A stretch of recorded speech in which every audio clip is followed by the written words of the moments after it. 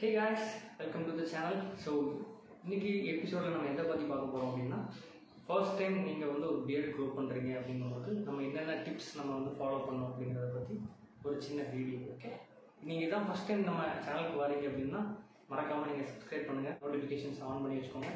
So அப்போ நான் போடுற எஃபர்ட் வந்து உங்களுக்கு ரீச் ஆகும். So let's get started.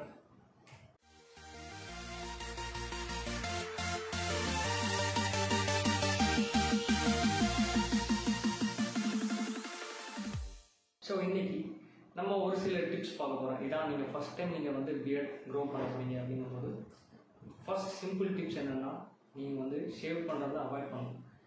You should not keep shaving your beard. So நிறைய மித்து இருக்குது அதில். நீங்கள் ஷேவ் பண்ணிங்கன்னா குயிக்காக வளரும் அப்படிங்கிறதுலாம் இது எல்லாமே ஒரு சும்மா ஒரு மித்து தாங்க.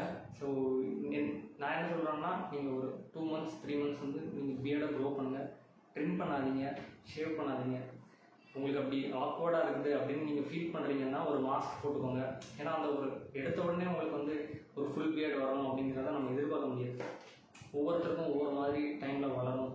சிலருக்கு பேட்சி பியர்ட் இருக்கும், சிலருக்கு வந்து ஃபுல் பியர்ட் நேச்சுரலாகவே இருக்கும் உங்களுக்கு. It also depends on the genetics. So ஜெனட்டிக்ஸ்னாலையும் நமக்கு வந்து ஃபுல் பியர்டோ பேட்சி பியர்டோ வரதுக்கும் சான்ஸ் இருக்குது. என்னோட சிம்பிள் அட்வைஸ் என்னென்னா, ஒரு 2-3 monthsக்கு நீங்கள் பியர்ட் க்ரோ பண்ணுங்கள். அப்போ வந்து உங்களுக்கு தெரியும் உங்களுக்கு எந்த இடத்துல நல்லா டென்ஸாக இருக்குது, எந்த இடத்துல பேட்சி இருக்குது அப்படிங்கிறது உங்களுக்கு தெரியும். ஸோ அதை பொறுத்து உங்களோட ஸ்டைல் நீங்கள் டிசைன் பண்ணிக்கலாம். So this is the first tip. And second tip என்னென்னா, நீங்கள் எப்பவுமே படுக்க போகிறதுக்கு முன்னாடியோ மார்னிங் எழுந்திரிச்ச உடனே உங்கள் ஃபிங்கர் டிப்ஸில் நல்லா ஆயில் அப்ளை பண்ணிட்டு நல்லா மசாஜ் பண்ணுங்கள் உங்களோட பியர்டை. அப்போ என்ன ஆகும்னா, உங்கள் ரூட்ஸ் வந்து லைவன் அப் ஆகும். அப்போ என்ன ஆகும்னா, உங்களோட ரூட்ஸ் எல்லாமே ஃப்ரெஷ் ஆகும்போது உங்களுக்கு வந்து அந்த ரூட் ஹேர் வந்து வெளியே வர்றதுக்கோ உங்களுக்கு வந்து நல்ல சான்சஸ் இருக்குது. ஆவி பிடிக்கலாம். ஸோ ஆவி பிடிக்கும் போது என்ன ஆகும்னா, உங்களோட போர்ஸ் எல்லாமே ஓப்பன் ஆகும். இப்போ வந்து உள்ளுக்குள்ளே டஸ்ட் கிளியர் ஆகும். அண்ட் நீங்கள் நல்லா மசாஜ் பண்ணும்போது உங்களுக்கு ஹேர் வந்து நல்லா வளர்கிறதுக்கு வாய்ப்பு இருக்குது. இன்னொரு மித்து என்ன சொல்கிறாங்கன்னா, பியர்ட் ஆயில் போடுறதுனால உங்களுக்கு ஹேர் வளருது அப்படிங்கிறதுலாம் அதெல்லாம் மித்துங்க. பியர்ட் ஆயில் வந்து நம்மளோட ஸ்கின்ஸை வந்து நல்லா மாய்ஸ்சரைஸ்டாக வச்சுக்கும்.